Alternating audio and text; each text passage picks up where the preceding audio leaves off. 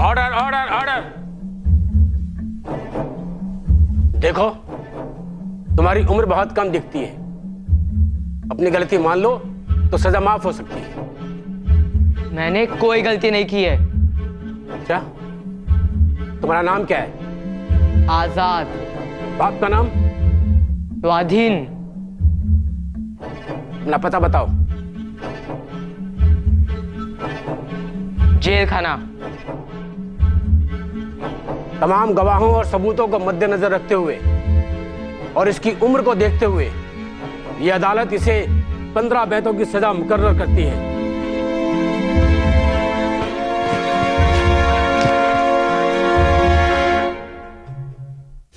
लिए हथियार, दुश्मन ताक में बैठा उधर, और हम तैयार हैं सीना लिए अपना इधर। खून से खेलेंगे होली, घर वतन मुश्किल में है, सरफरोशी की तमन्ना अब हमारे दिल में है। देखना है जोर कितना बाजुए कातिल में है। मैं हूं आपका अपना शत्रुघ्न सिन्हा। नमस्कार, जय हिंद, वंदे मातरम। आजाद हवा की हर एक सांस में उन मतवालों की महक है। आजादी के हर एहसास में उस क्रांति की धमक है। हम आजाद हैं आज, पर सिर्फ उन कुर्बानियों की बदौलत। दास्ताने जंग में हमने आजाद हिंदुस्तान के जंग के किस्से आपको सुनाए थे, पर अब आजादी के क्रांति वीरों की दास्तान, जिनकी वजह से आज हम बेखौफ होकर कहते हैं वंदे मातरम। वंदे मातरम। भारत माता की जय। वंदे मातरम। भारत माता की जय। वंदे भारत माता की जय। वंदे मातरम। भारत माता की जय। वंदे मातरम।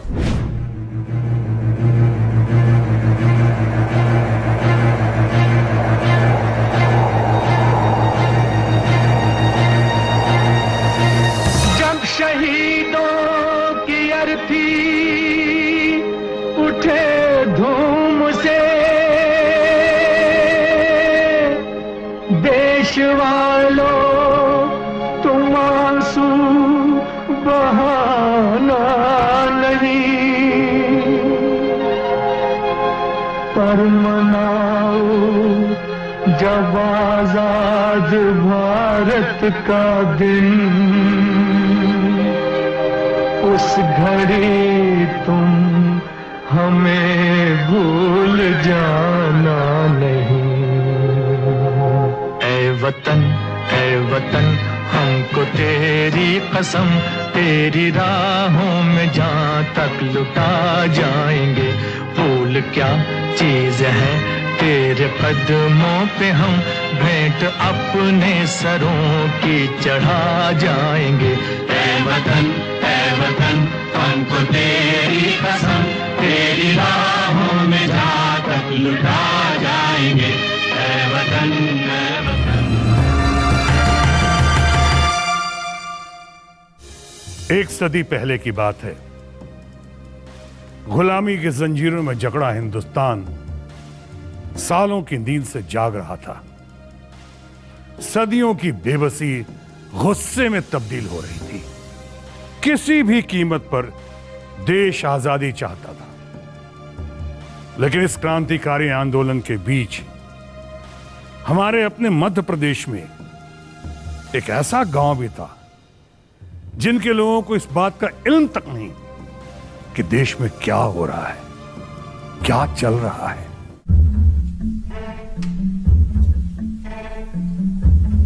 23 जुलाई 1906 को इसी गांव भाबरा में चंद्रशेखर तिवारी का जन्म हुआ।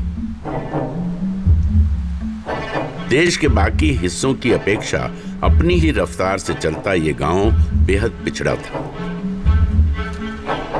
चंद्रशेखर तेजस्वी थे, पढ़ाई लिखाई में अव्वल, और शरीर से तगड़े होने के नाते उन्हें मलखम तीरंदाजी का भी बेहद शौक था।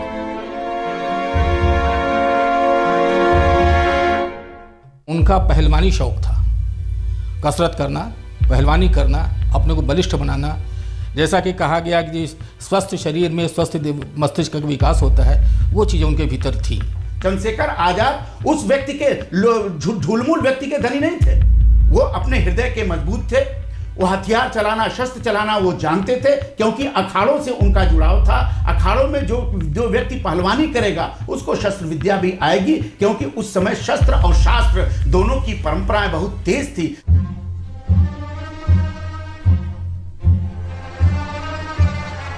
लेकिन कहते हैं ना, जिंदगी अपना रास्ता चुन ही लेती है।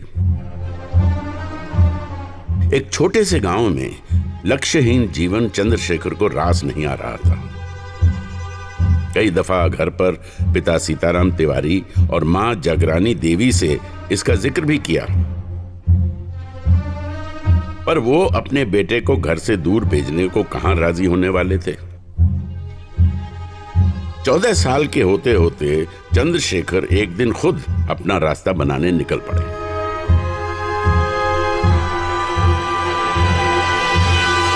एक बंबई का व्यापारी हीरे नगीने लेके आता था, जवाहरात, जमींदारों के यहाँ, महाराजाओं राजाओं के यहाँ। तो वो उनके साथ चले गए, बंबई पहुँचे। बंबई में ये बंदरगाह पे गए, ठेकेदार के अंडर में रह के जहाज़ की पेंटिंग करने का काम किया इन्होंने, पुताई का, थोड़े दिन तक। उसके बाद वो भी इनको रास नहीं आया वहाँ। मुंबई में रहते हुए चंद्रशेखर को फिर वही सवाल परेशान करने लगा। अगर बस पेट ही पालना है तो गांव भावरा क्या बुरा था। पर अब उन्हें देश में चल रहे आंदोलन का भी ज्ञान हो रहा था। अखबारों पत्रिकाओं से अंग्रेजों के अत्याचार के बारे में जानकारी मिल रही थी। फिर पिता की इच्छा थी कि चंद्रशेखर उच्च शिक्षा हासिल करें, तो उन्होंने काशी कूच कर दिया।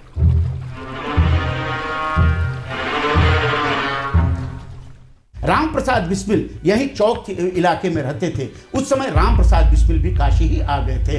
राम प्रसाद बिस्मिल, सचिन नाथ सन्याल और चंद्रशेखर आजाद की इस तिकड़ी ने काशी में एक नए क्रांतिकारी आंदोलन को सैद्धांतिक आधार दिया।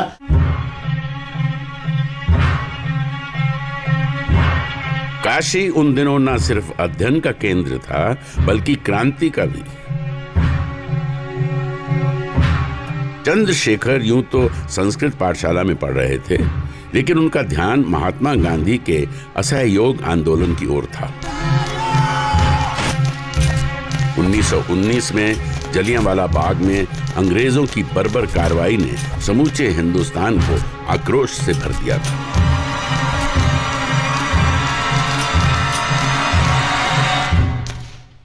उन्नीस 1915 में हिंदुस्तान लौटने के बाद से महात्मा गांधी लोगों को संगठित करने में जुटे हुए थे। शुरुआत में यह बात, या शुरुआत में उनके तरीके कांग्रेस की समझ से परे थी, लेकिन 1920 में तस्वीर बदल गई। 1921 में ऐलान किया गांधी जी ने कि अगर आजादी चाहिए तो देशवासियों को अंग्रेजों के साथ असहयोग करना पड़ेगा। 1914 से 16 के बीच में महात्मा गांधी ने अंग्रेजों का साथ दिया था प्रथम विश्व युद्ध के दौरान, और ये उम्मीद थी कि शायद हमारे साथ देने के बाद अंग्रेज हमारी मदद करेंगे। लेकिन अंग्रेज बेहद चालाक और धूर्त निकले, उन्होंने महात्मा गांधी को धोखा दिया। उसके बाद महात्मा गांधी ने असहयोग आंदोलन चलाया, जिसमें उस समय के इनके चंद्रशेखर आजाद के उम्र के तमाम नौजवान अपनी पढ़ाई लिखाई छोड़कर, अपनी शिक्षा छोड़कर, अपनी नौकरियां छोड़कर असहयोग आंदोलन में भाग लिए।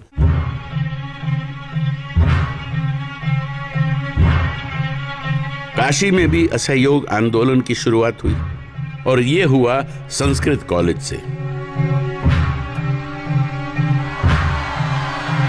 चंद्रशेखर भी यहां धरना दे रहे थे जब अचानक पुलिस वहां आई और सभी छात्रों को गिरफ्तार कर लिया।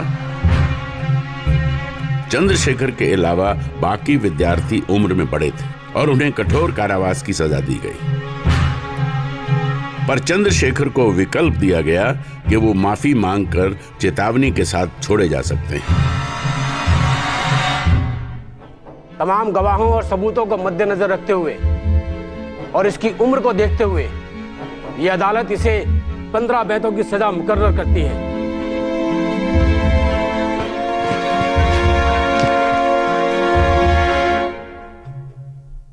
ये किसी स्कूल की बेत की तरह नहीं होते थे कि हाथ आगे करो और सजा पाओ।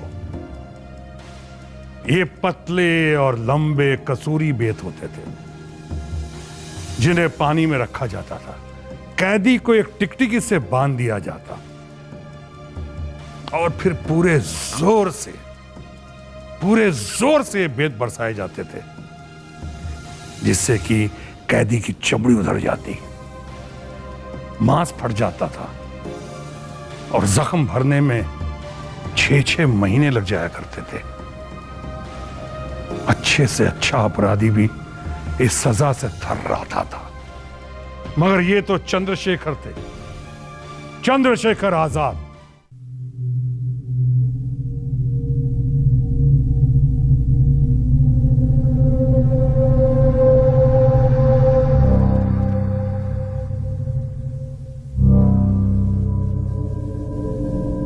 मारे से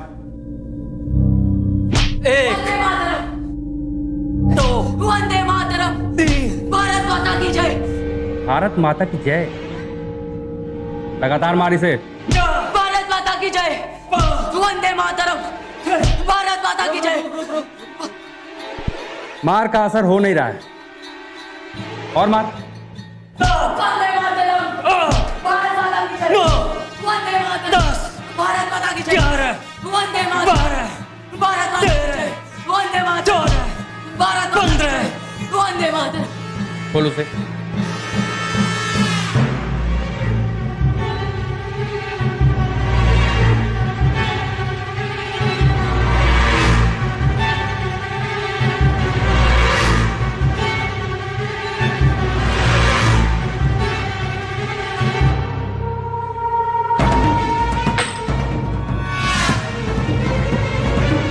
ये ले 3 आने, सरकारी खर्चे पे इलाज करा ले।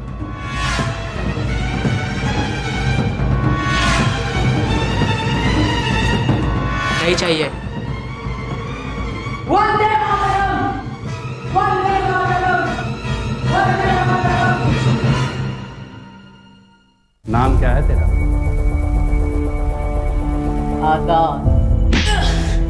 भारत माता की जय, वंदे मातरम, भारत माता की जय। चंद्रशेखर को एक नया नाम मिल चुका था, एक नई पहचान मिल चुकी थी, आजाद। चंद्रशेखर आजाद, वीर चंद्रशेखर आजाद। खून से लथपथ पर वीरता में सराबोर। उस दर्द को पीकर चंद्रशेखर आजाद ने पूरी आवाम को क्रांति की हिम्मत दी थी। उस मजिस्ट्रेट का नाम खरे हाट था और जेलर था गंडा सिंह। तो हर जितने भी उनके कोड़े मारे जा रहे थे, जो बेत मारी जा रही थी, हर बेत के बाद उन्होंने वंदे मातरम का जोरदार नारा लगाया। ये 1930 के दशक में हुआ, जबकि मैं बहुत छोटा बच्चा था। जब मेरे स्कूल में हम दोस्तों में इसके बारे में बात होती थी, तो उसमें चंद्रशेखर आज़ाद को बेतों की सज़ा मिली थी, उसके प्रति उनकी क्या प्रतिक्रिया रही, ये बातें हम विस्तार से नहीं करते थे। लेकिन हमारे लिए चंद्रशेखर आज़ाद और राम प्रसाद बिस्मिल और भगत सिंह जो हैं, हम उनकी चर्चा ज़्यादा करते थे। वो हम लोगों के हीरो थे। असहयोग आंदोलन अहिंसक आंदोलन था। गांधी जी ने सख्त ताकीद की थी कि हर जुल्म को खामोशी से सहना है। लेकिन उत्तर प्रदेश के गोरखपुर में चौरी चौरा गांव में लोगों के सब्र का बांध टूट गया।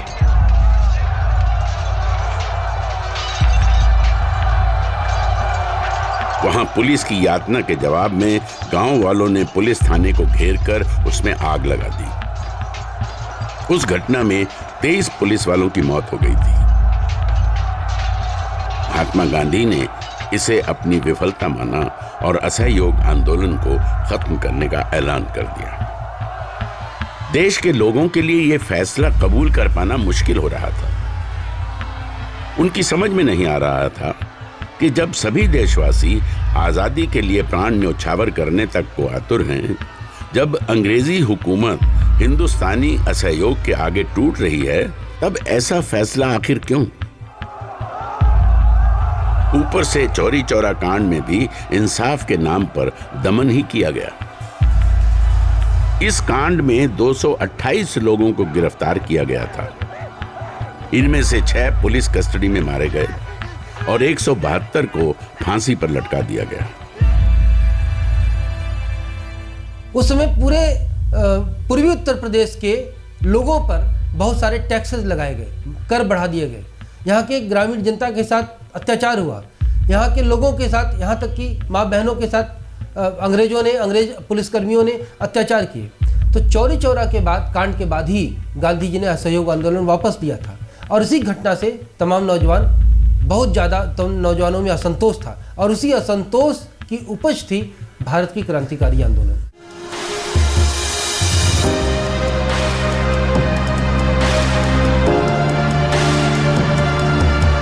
इस कानूनी हत्याकांड से देश सिहर उठा।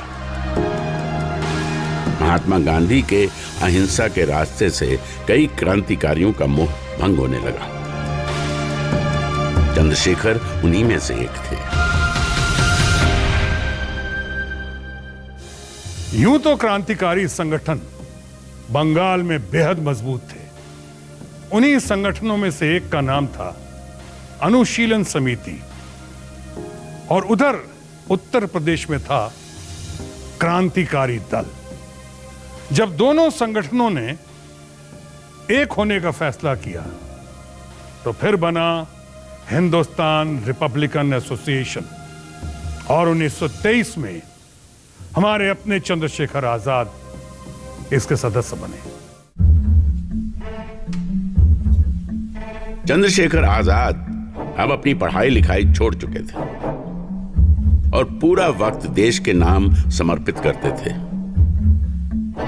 उस दौरान उनके घर की आर्थिक हालत ठीक नहीं थी, पर आजाद की चिंता मां से पहले भारत मां की थी।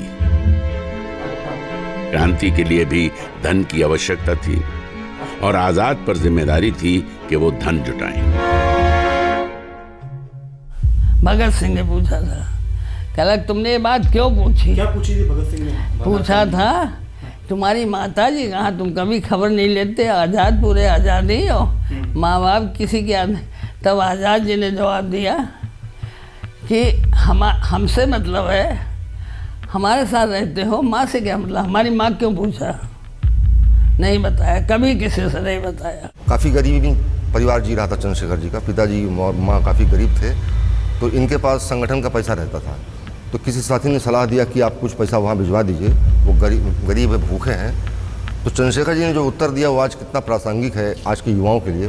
कहा देखिए मेरे पिस्टल में जो गोलियां हैं उसमें 2 गोली मैं खर्च कर दूंगा और इनकी भूख मैं हमेशा के लिए समाप्त कर दूंगा।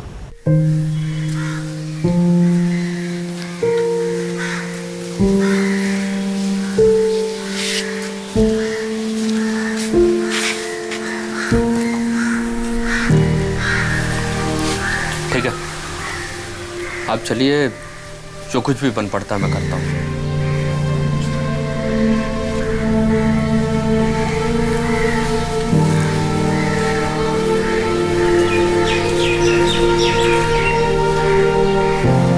नमस्कार पंडित जी। नमस्कार विद्यार्थी जी। कैसे? बढ़िया। कैसे हैं लोग? बस बिल्कुल आनंद। ये लीजिए, ये रुपए। ये रुपए इसलिए? आप लीजिए तो सही, लीजिए लीजिए। आपके घर गया था, माता पिताजी बहुत परेशान, बहुत मुश्किलों से गुजर कर रहे हैं। फिर आप तो देश की सेवा कर रहे हैं, फिर देश का भी तो फर्ज है कि आपकी माता पिताजी के लिए कुछ करें। बहुत सही वक्त पर आए आप विद्यार्थी जी। हमारे दल को इस धन की बहुत आवश्यकता थी। आपका बहुत बहुत धन्यवाद। पंडित जी, ये पैसे आपकी माता पिताजी के लिए है, घर भेजने के लिए दिए गए। मित्र, क्या केवल मेरे माता पिता कष्ट में हैं? नहीं, इस गुलाम देश में लाखों परिवार ऐसे हैं जिनको एक वक्त की रोटी भी नसीब नहीं होती।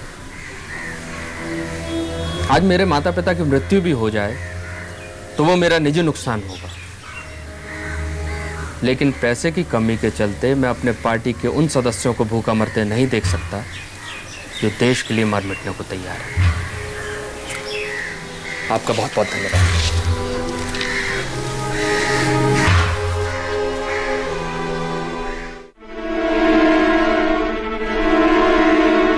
ना तो चंद्रशेखर आजाद निजी स्वार्थ में कभी उलझे,